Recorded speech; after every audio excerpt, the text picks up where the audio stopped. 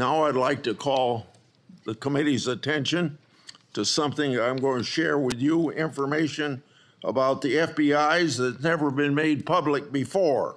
In my hand are a series of FBI emails.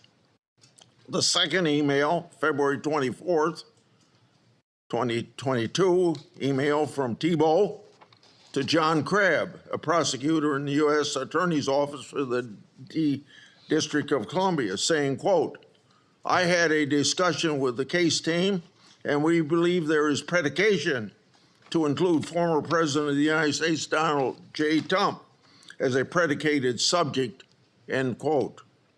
This FBI case would later be codenamed Arctic Frost.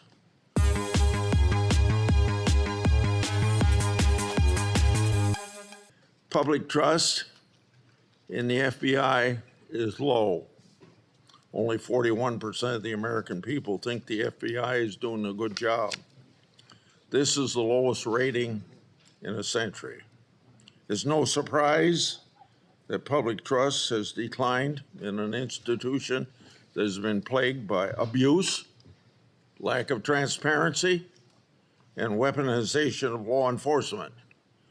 Nevertheless, the FBI remains an important, even indispensable institution for law and order in our country. It's the people on the top floor of the J. Edgar Hoover building, not your local FBI agents, that have caused the low approval rating.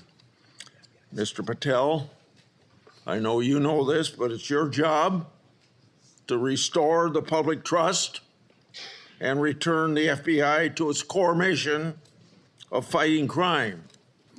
In 2017, Representative Devin Nunes asked Mr. Patel to join the House Permanent Select Committee on Intelligence to uncover the truth about Russiagate. And Mr. Patel did uncover the truth. It was during this period of time that, if you remember, I first met you, Mr. Patel. Through tireless works, Mr. Patel showed that Crossfire Hurricane was based upon fraudulent, discredited information paid for by the Democratic National Committee and the Clinton campaign. As reward for his efforts to uncover the truth, mainstream media, can you believe this, personally attacked Mr. Patel, and the FBI secretly subpoenaed his records. Now, I know what that is because my staff received similar treating during my investigation. Mr. Patel has been accused of being unqualified to be FBI director. This suggestion ignores his impressive career at the highest levels of government service. After exposing Russiagate scandal in the Congress, Mr. Patel served in roles such as Senior Director, Counterterrorism at the National Security Council, Deputy Director of National Intelligence, and Chief of Staff to the Acting Secretary of Defense. Mr. Patel managed large intelligence and defense bureaucracies, identified and countered national security threats, prosecuted and defended criminals. He's done this while fighting for transparency and accountability in the government. Mr. Patel, should you be confirmed, you'll take charge of an FBI that is in crisis. Recently, my oversight exposed that a special agent in charge of the FBI New Orleans field office was on vacation during New Year's Eve and New Year's Day. Of course, that was also included the Sugar Bowl. Senior personnel should be at their posts, not on vacation, during critical security events. And we all remember what happened at that time in New Orleans. In November 22, I released internal FBI records that my office received pursuant to lawful whistleblower disclosures. Those records provided data about how hundreds of FBI employees who had retired or resigned to avoid discipline, many of those employees engaged in sexual misconduct in the worst workplace. Those records also showed lower level FBI employees were punished. Lower level employees of the FBI were punished more harshly than senior level employees. No, fairness was out the window.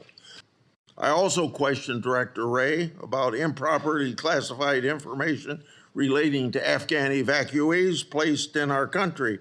At that time, approximately 50 evacuees were already deemed potential national security concerns. So what's the number now? The public has a right to know. Now I'd like to call the committee's attention to something I'm going to share with you, information about the FBI's that's never been made public before. In my hand are a series of FBI emails. The first is an email that Thibault sent to subordinate agent on February the 14th, 2022. He said, quote, "Here's a draft opening language we discussed," end quote. The draft opening was attached and it included material that would later become part of Jack Smith's elector case. The second email, February 24th, 2022, email from Thibault to John Crabb, a prosecutor in the U.S. Attorney's Office for the District of Columbia, saying, quote, "I had a discussion with the case team and we believe there is predication to include former President of the United States, Donald J. Trump, as a predicated subject," end quote. This FBI case would later be codenamed Arctic Frost. The third email, February 24th, 2022, email from Thibault to John Crabb, noting that the Attorney General and the FBI approval will be sought to open the case. The fourth email, February 25th, 2022, email from Thibault, subordinate agent, saying they added Trump and others as a criminal subject to the case. Thibault responded, quote unquote, "perfect." The fifth email, March 22, 2022, from Thibault, emailing a version of an investigative opening for approval. This didn't include President Trump. I want to make clear, that one didn't include President Trump as a criminal subject. The sixth email is on April 11th, 2022, from Thibault approving the opening of Arctic Frost. The seventh email is an April 13th, 2022 email from FBI agent to Thibault stating that the FBI deputy director approved its opening. The eighth email on the same date had Thibault emailing John Crabb that the elector case was approved. Crabb responded, quote, "Thanks a lot. Let's talk next week," end quote. Between March 22nd and April 13th, other versions of the document opening the investigation existed because a ninth email shows that the FBI General Counsel Office made edits on March 25th. Was Trump still removed as an investigative subject? If so, which Justice Department FBI officials other than Jack Smith later added him for prosecution? I expect the production of all records on this matter to better understand the full fact pattern and whether other records exist. Notably, approval of these documents was also given by Richard Pilger. This committee has written about Pilger undermining the Justice Department's efforts during the 2020 election for partisan purposes. These emails and documents substantiate my July 2022 letter, which the FBI ignored. And I hope you, when you get there, won't ignore my letters. Partisan FBI agents and DOJ officials tried and ultimately succeeded in launching a full field criminal investigation and prosecution of the President of the United States. Justice Department and FBI leadership acted in concert to further a political scheme to take down Trump, just like they did with Crossfire Hurricane. They have yet to learn a lesson, and I hope you'll learn that lesson for them or teach that lesson. And their conduct, yet again, seriously eroded integrity of this once storied institution. As I've said before, if a politically charged investigation is to be open, it must be done the right way, and that didn't happen here. Mr. Patel, in my time, I've never seen our law enforcement intelligence community institutions so badly infected with political decision-making.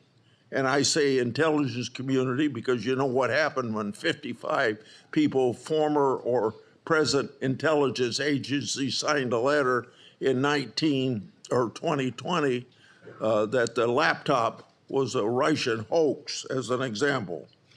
So all of this is these institutions breaking faith with we the people. Mr. Patel, you must be fair, you must be consistent, but you must be aggressive. Your actions must be based on accountability, and transparency brings accountability. Should you do so, you'll have my support. And remember, either you're going to run your agency or the agency's going to run you.